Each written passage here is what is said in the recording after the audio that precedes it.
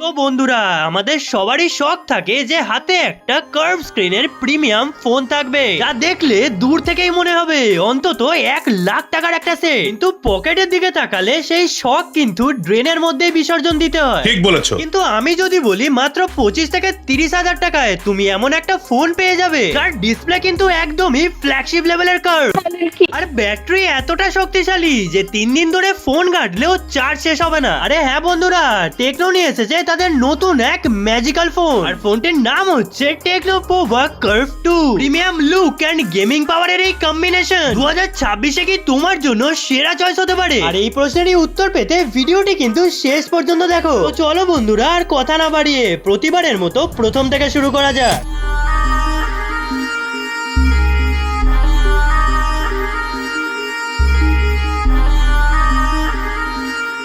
প্রথমেই শুরু করি এই ডিজাইন দিয়ে। ভাই ফোনটা হাতে নিলে তুমি বিশ্বাসই করতে পারবে না যে এই ফোনটা টেকনো বানিয়েছে। এর 3D কার্ভড ব্যাক আর স্লিম বডি হাতে ধরলে যেন একদম মাখনের মতো লাগে, আর ব্যাক সাইডে তাকালে দেখতে পাবে একটা ইউনিক গ্লাসের মতো ফিনিশ, যা কিনা আলোতে আবার রং বদলায়। আর কার্ভ ডিসপ্লেতে প্রোটেকশনের জন্য ব্যবহার করা হয়েছে গরিলা গ্লাস ভিক্টাসের প্রোটেকশন। আর ফোন হাত থেকে পড়লেই যে সব শেষ সেই দিন কিন্তু এখন পুরানো হয়ে গেছে। আর সাথে আছে IP54 এর রেটিং, যেটা হালকা পাতলা জলের ছিটে তো সয়ে যাবে, তবে জলে ডুবানোর একদমই ট্রাই করো না। আর এইসব ফোনগুলো কিন্তু ভাই একটা সূক্ষ্ম প্রকৃতি, তাই এইসব নিয়ে এক্সপেরিমেন্ট কিন্তু না করাই ভালো। ঠিক বলেছেন। এবার আসি এর মেন হাইলাইট, এর ডিসপ্লেতে। ফোনটিতে রয়েছে 6.78 ইঞ্চের 3D curved AMOLED display. Display clarity and quality কিন্তু টপ নচ, আর কালার গুলো এতটাই শার্প এন্ড ভাইব্রেন্ট যে মুভি দেখার সময় মনে হবে তুমি যেন কোনো সিনেমার পর্দার সামনে বসে আছো। আর গেমারদের জন্য এতে রয়েছে 144 হার্টজ এর রিফ্রেশ রেট, তার মানে নিশ্চয়ই বুঝতেই পারছো ডিসপ্লেটি কিন্তু বাটারি স্মুথ। আর সাথে রয়েছে 2500 নিটস এর পিক ব্রাইটনেস। ওভারঅল ডিসপ্লে কিন্তু প্রাইস ওয়াইজ ভালোই দেওয়া হয়েছে। এবার আসি এর পারফরম্যান্স ডিপার্টমেন্টে। পারফরম্যান্সের জন্য ফোনটিতে দেওয়া হয়েছে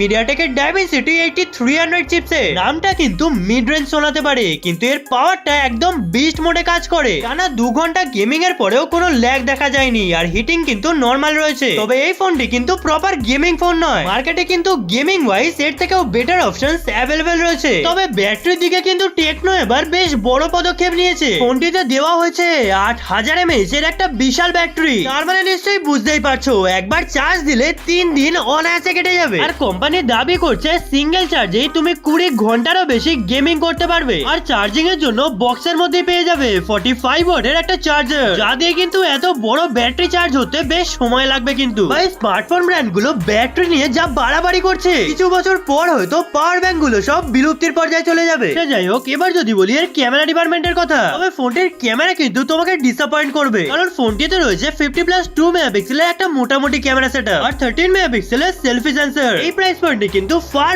বেটার ক্যামেরা ফোনস অলরেডি মার্কেটে অ্যাভেলেবেল রয়েছে। তো যারা এই প্রাইস পয়েন্টে একটা ভালো ক্যামেরা ফোন চাইছো, তারা কিন্তু এই ফোনটাকে একদমই অ্যাভয়েড করো। তাহলে এবার একটাই প্রশ্ন আছে, এই ফোনটা তাহলে কাদের কেনা উচিত? এর উত্তর হলো তুমি যদি ব্যাটারি নিয়ে টেনশন না করতে চাও আর কার্ভ ডিসপ্লে ওয়ালা প্রিমিয়াম লুক পছন্দ করো, তাহলে কিন্তু টেকনো পোভা কার্ভ 2 তোমার জন্য একটা বেস্ট চয়েস হতে পারে। তো এবার বলো তোমার কি মনে হয় 8000 mAh এর ব্যাটারির সাথে কার্ভ ডিসপ্লের এই কম্বিনেশন কি সত্যিই সবার মন কাড়বে, নাকি টেকনোর এখনো অনেক দিক থেকে ইমপ্রুভমেন্টের দরকার আছে? তো তোমার কি মতামত কমেন্ট করে অবশ্যই জানাও, আর ভিডিওটি ভালো লাগলে একটি লাইক অবশ্যই করে যাও। তো চলো বন্ধুরা, আজকের ভিডিওটি এখানেই শেষ করলাম। দেখা হবে পরবর্তী ইনফরমেটিভ টেক ভিডিওতে।